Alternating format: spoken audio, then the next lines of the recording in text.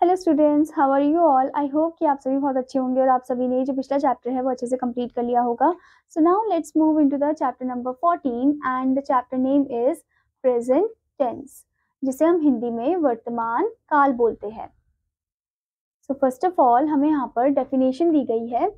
Tenses tell us about the time and mood of an action. जो tenses है वो हमें टाइम और एक्शन के बारे में बताते हैं।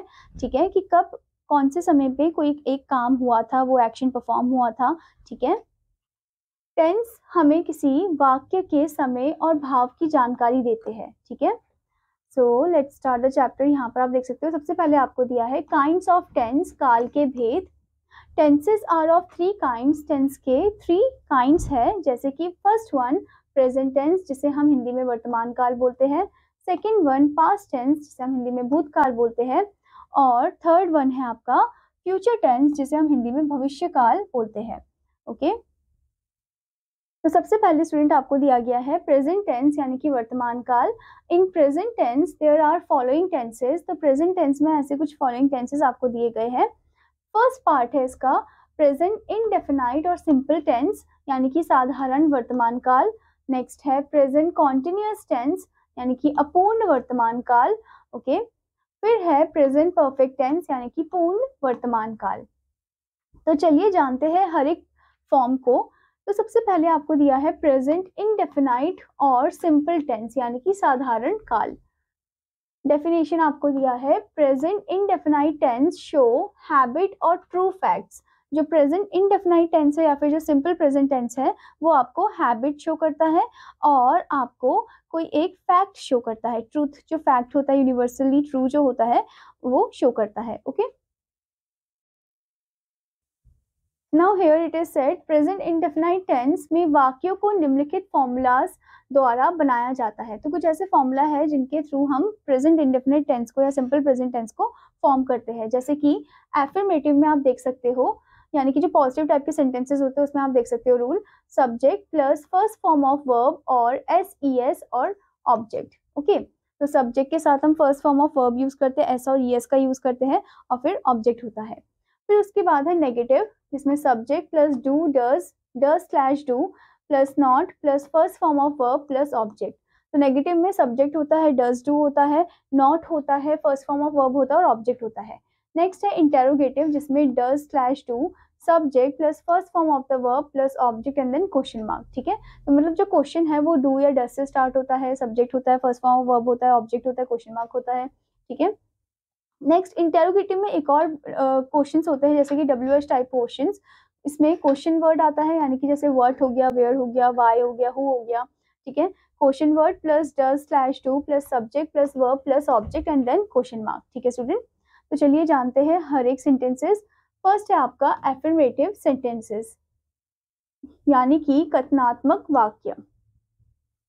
आपको यहाँ पर एग्जाम्पल दिया है Ravi sleeps 8 hours every night. तो आप देख सकते हो यहाँ पर आपको जो वर्ड है स्लीप, उसके पीछे क्या लगाया है, एस लगाया हुआ है। एस क्यों लगाया है यहाँ पर, क्योंकि आप देख सकते हो रवि जो है वो एक ही लड़का है। ओके, तो इसीलिए हम वर्ब के साथ जो root form of the verb होता है उसके साथ हम एस को लगाते हैं। ठीक है, जब सिंगुलर होता है उसके साथ। ओके, अगर प्लूरल होगा तो उसमें आपको एस और एस नहीं लगाना है। ठीक है, जैसे कि आपको सेकंड एग्जांपल दिया है you get up early every day.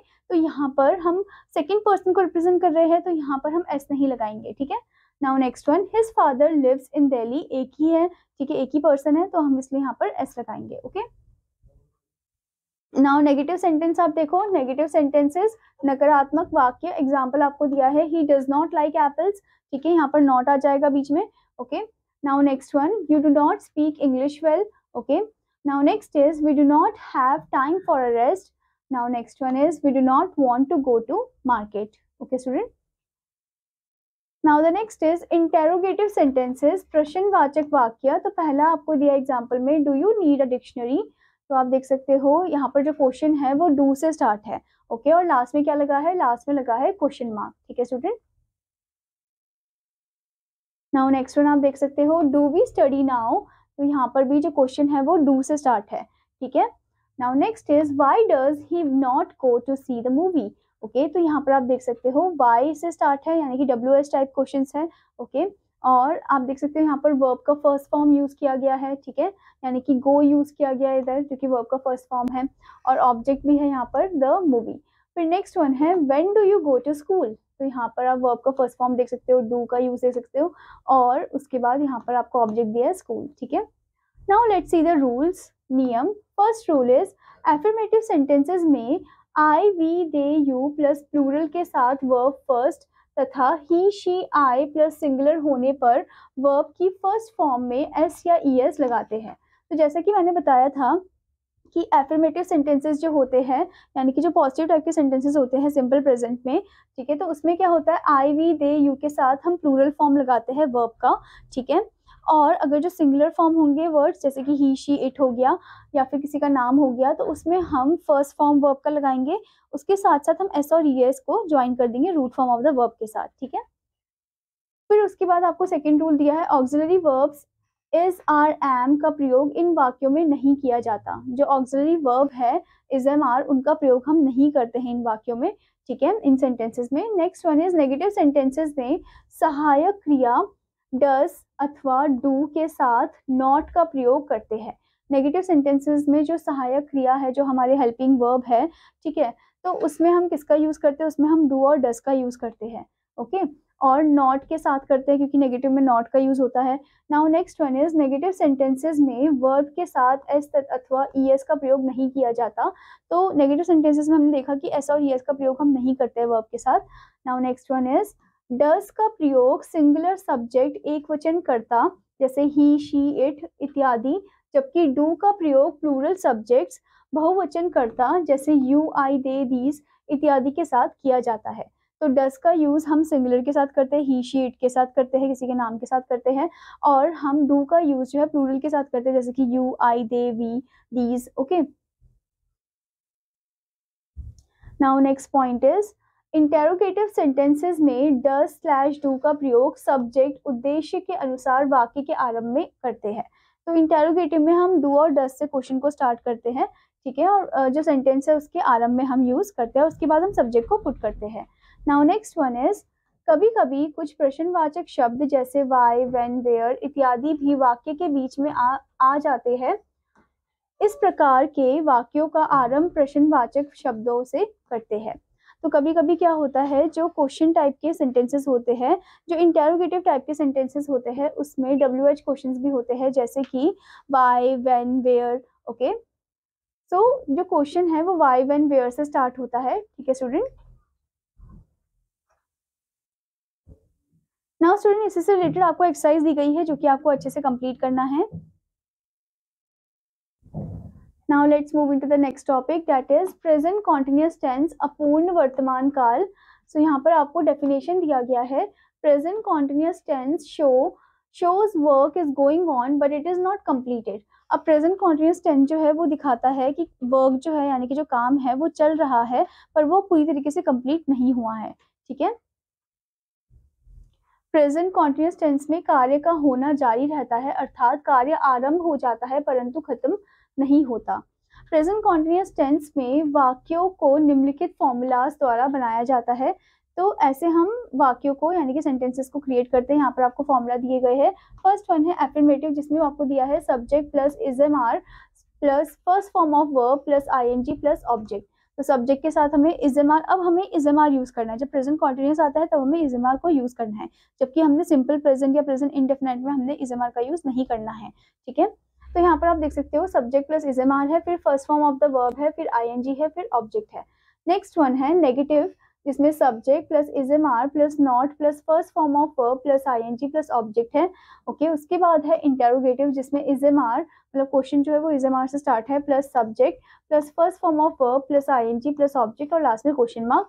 Now next is WH type question, जिसमें क्वेश्चन वर्ड आएंगे, जैसे कि वर्ड हु वाई, ओके। उसके साथ फिर plus is am are plus subject plus first form of verb plus ING plus object और last में question mark, ठीक है। तो इसके अकॉर्डिंग, इन रूल्स के अकॉर्डिंग, फॉर्मूले के अकॉर्डिंग आपको सेंटेंसेस को बनाना है। ये बहुत ईजिली बन जाता है फिर, ठीक है स्टूडेंट। जैसे कि आप देख सकते हो, फर्स्ट आपको दिया एफर्मेटिव सेंटेंसेस जिसे हम कथनात्मक वाक्य बोलते हैं। इसमें एग्जांपल आपको दिया है first one, Atul is going to Agra to see the Taj Mahal. तो आप देख सकते हो यहाँ पर इसका यूज है, क्योंकि सिंगल पर्सन है, जो सिंगुलर होते हैं उनके साथ हम इसका यूज करते हैं, और प्लूरल होते हैं तो उनके साथ हम ए आर ई आर का यूज करते हैं। ठीक है स्टूडेंट, अब जैसे देख सकते हो अतुल इज गोइंग, अब आप देख सकते हो यहाँ पर वर्ब का फर्स्ट फॉर्म यूज किया गया है और आईएनजी यूज किया गया है। ठीक है, और जो ऑब्जेक्ट है यहाँ पर वो क्या है, that is the Taj Mahal. Okay, now next one is they are playing cricket. सो आप देख सकते हो दे आर, दे प्लूरल है तो आर का यूज किया गया है, प्लेइंग क्रिकेट। ठीक है, आईएनजी फॉर्म और ऑब्जेक्ट है cricket. Now next one, she is reading a newspaper. Is reading, एक ही लड़की है तो इज और रीडिंग, ठीक है, यानी कि जो वर्ब है उसके साथ आईएनजी को पुट कर दिया है, ठीक है, क्योंकि वो कॉन्टिन्यूअस फॉर्म में अभी भी चल रहा है।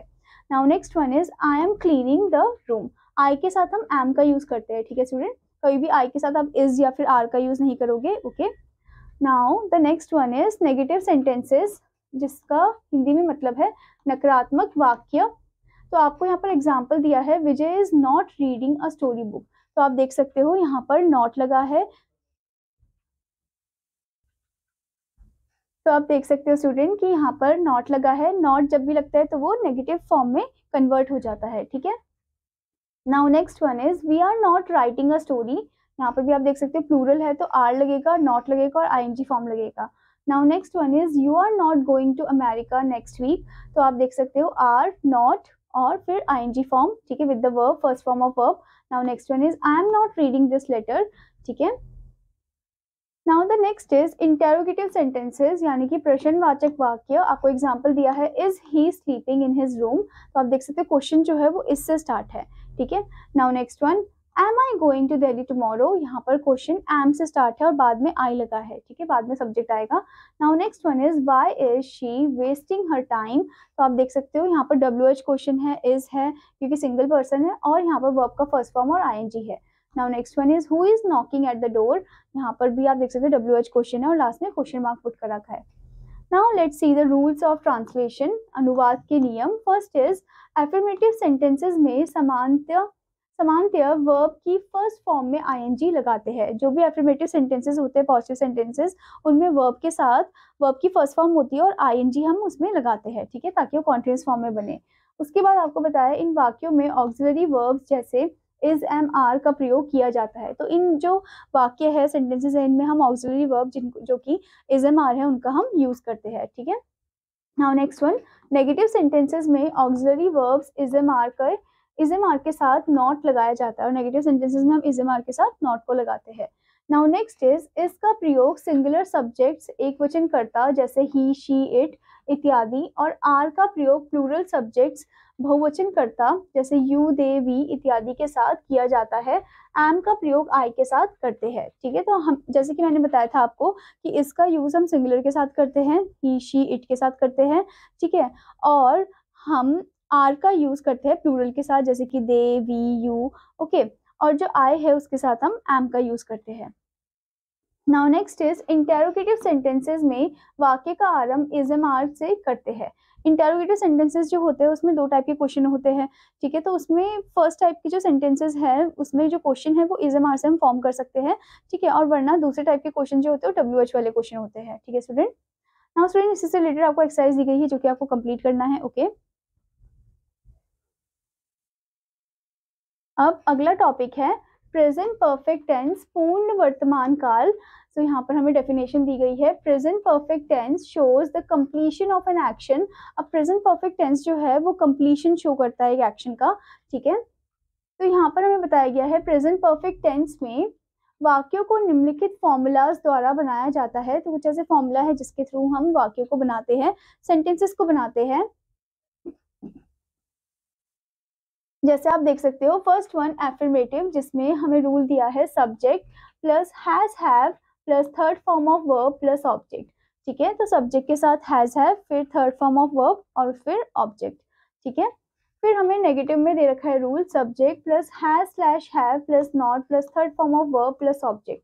तो सब्जेक्ट है, हैज हैव है, नॉट है और वर्ब का थर्ड फॉर्म है, फिर ऑब्जेक्ट है। ठीक है, फिर उसके बाद हमें इंटेरोगेटिव में रूल दिया है has slash have plus subject plus third form of verb plus object and then question mark. ठीक है। तो क्वेश्चन जो है वो हैज़ या हैव से स्टार्ट है, फिर सब्जेक्ट है, ठीक है, फिर उसके बाद थर्ड फॉर्म है वर्ब का, फिर ऑब्जेक्ट है और फिर क्वेश्चन मार्क है। Now next one is WH type question, जिसमें क्वेश्चन वर्ड है plus has slash have plus subject plus third form of verb plus object and then question mark, ठीक है student. Now let's see here, you can see affirmative sentences, साधारण वाक्य आपको दिए गए हैं, उनके example. First one, Monica has gone to her school. तो आप देख सकते हो यहाँ पर हैज का यूज है और वर्ब की थर्ड फॉर्म यूज की गई है, ठीक है। Now next one is they have slept now, यहाँ पर हैव यूज किया है और वर्ब का थर्ड फॉर्म। अगर आप ध्यान से देखो, जब हम सिंगुलर की बात करें तो वहाँ पर हम हैज का यूज करेंगे, ही शी इट के साथ भी हम हैज का यूज करेंगे। जब प्लूरल होगा तो हम हैव का यूज करेंगे, जैसे कि दे हैव, और आई के साथ भी हम हैव का यूज करेंगे, ठीक है। Now next is she has gone to Agra, ठीक है। Next one, my friend has watched the movie, okay. Now here comes the negative sentences, नकारात्मक वाक्य, जिसमें आपको एग्जांपल दिया है, Anita has not become monitor of our class, ठीक है। तो आप देख सकते हैं यहाँ पर नॉट का यूज किया गया और हैज का यूज किया गया है और यहाँ पर वर्ब की थर्ड फॉर्म यूज की गई है। Next one is his father has not come to India, okay. Next one, these boys have not solve the sums, आप यहाँ पर हैव और हैज का भी यूज देख सकते हो। Now next one is I have not finished my work. Now the next is interrogative sentences, यानी कि प्रश्नवाचक वाक्य। फर्स्ट एग्जांपल आपको दिया है, has Ravi always helped us. तो आप देख सकते हो क्वेश्चन जो है वो हैज से स्टार्ट है और लास्ट में क्या पुट है, लास्ट में क्वेश्चन मार्क पुट है, ठीक है। Now the next one is have you cooked food. तो आप देख सकते हो क्वेश्चन हैव से स्टार्ट है, ठीक है, और वर्ब का थर्ड फॉर्म आपको दिया है। Now next one is has he won the match. Now next one is have the prisoners escape from the jail, ठीक है। Now let's see the rules, नियम। First one is affirmative sentences को बनाने के लिए सहायक क्रिया हैज अथवा हैव के साथ वर्ब की थर्ड फॉर्म का प्रयोग करते हैं। तो पॉजिटिव सेंटेंसेस को बनाने के लिए हम हेल्पिंग वर्ब जो है, जैसे कि हैज और हैव, इसका यूज करते हैं वर्ब की थर्ड फॉर्म के साथ, ठीक है। नेक्स्ट रूल आपको दिया है, हैज का प्रयोग सिंगुलर सब्जेक्ट्स, एक वचन कर्ता जैसे ही शी इट इत्यादि, और हैव का प्रयोग प्लूरल सब्जेक्ट्स बहुवचन कर्ता जैसे यू वी दे इत्यादि के साथ किया जाता है, तथा आई के साथ हैव का प्रयोग करते हैं। तो जैसे कि मैंने आपको बताया था, हैज का हम सिंगुलर के साथ यूज करते हैं ही शी इट के साथ, और हैव का हम प्लूरल के साथ यूज करते हैं जैसे कि वी दे यू के साथ, और आई के साथ भी हैव का यूज होता है, ठीक है। Now next rule is negative sentences में हम सब्जेक्ट के अनुसार सहायक क्रिया हैज स्लैश हैव के साथ नॉट का प्रयोग करते हैं। तो नेगेटिव में हम हैज और हैव यूज करते हैं और उसमें नॉट का भी यूज होता है, ठीक है। Now next is interrogative sentences में हम हैज स्लैश हैव का प्रयोग वाक्य के आरंभ में करते हैं, और इंटेरोगेटिव में हम क्वेश्चन जो है वो हैज या फिर हैव से बनाते हैं, ठीक है स्टूडेंट। आई होप स्टूडेंट कि आपको ये चैप्टर अच्छे से समझ में आया होगा। तो आपका होमवर्क है कि आपको इस चैप्टर को अच्छे से रीड आउट करना है और एक्सरसाइजेस भी अच्छे से कंप्लीट करनी है। Now I will meet you in another class. Till then students take care, bye bye.